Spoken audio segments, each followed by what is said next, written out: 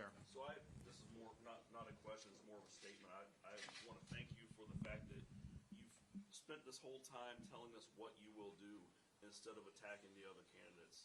I watched the debates, and it's tough sometimes because I see you up there trying to do that, and all they do is attack. So it's great to see you coming here and telling us, hey, this is what I'm going to do, instead of just trying to bash them. I really appreciate that. Yeah, no, well, so it's interesting. So we're going to do a debate. I've been asking for a debate in Iowa, so we are going to do a debate in Iowa on January 10th, and I think, and Trump's not willing to debate, so it'll just be Nikki Haley and me. So that'll be a 2-hour debate with just 2 candidates. So I think that's better because, you know, when we started, we had 8 people, and it's like, that's not a debate, right?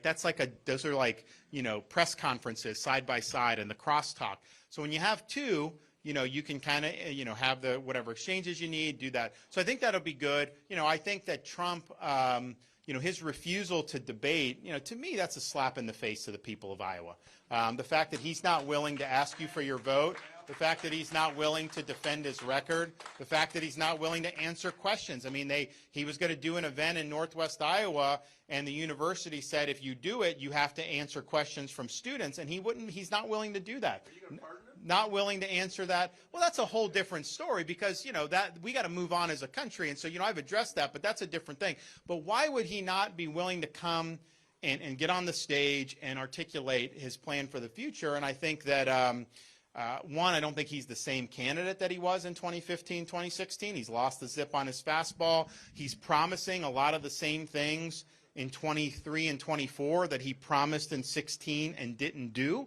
And so, you know, you're going to have to explain, why didn't you build the wall? Why didn't you fire Dr. Fauci? Why didn't you do some of this stuff? And he's not willing to do that. So look, I mean, I think that as from Iowa's perspective, you know, I think that, you know, if someone's not willing to come and earn your support, that should make a difference to you. I think you look to see who's willing to show up, who's willing to answer questions. It's interesting. I mean, you know, I can, everything that I've done in terms of what I said I do, I can say I did. Any issue we're talking about, I can say, you know what, I addressed that in Florida and show you the track record. I'm proud of that. And I'm proud of the fact, I mean, the proof's in the pudding. We're the #1 state for in-migration, #1 state for economy, lowest per capita debt in the country, one of the lowest per capita taxes in the country, #1 in education, #1 in education freedom, 50-year low in the crime rate. That's just the reality, and it's just because of leadership. So I think everyone should get on the stage. I think they have an obligation to debate. I think they have an obligation to show up in venues like this and answer questions from people. If you're not willing to do that, then I don't think that you're the guy that Iowans should support to be the nominee. Because the final thing I'll just say, I think Iowa has a great role to play here because, you know, the media wants you to think your vote doesn't matter. They want to think that there's not a contest here. They wouldn't be saying that unless that they have some type of an agenda at play. And I think they look at a guy like me and they know that not only would we beat the Democrats, and it may be Biden, it may be Harris, it may be Newsom. I've already debated him. I'll handle that again. It's fine.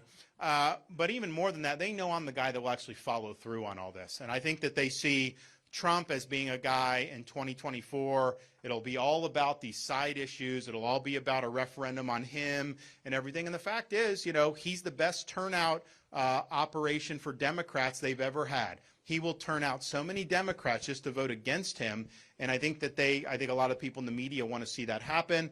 So, you know, we have a choice to be how we go forward. And with me, you know, you'll get a candidate that'll get the job done and then deliver for you as president. And that's all that really matters. The rest is all just window dressing. So I look forward to January 15th. If you've already committed to Caucus Force, thank you. If you haven't, hopefully you'll sign up with us today. And for those who are supporting, bring in some more people. Bring a friend, bring a neighbor, bring a coworker. You guys, I mean, you're talking about, you know, 150, 200,000 people that are going to have a really significant impact on the future of the country. So I think people should want to be a part of that. So I'm asking for your support. Thank you, and God bless you all. Appreciate you.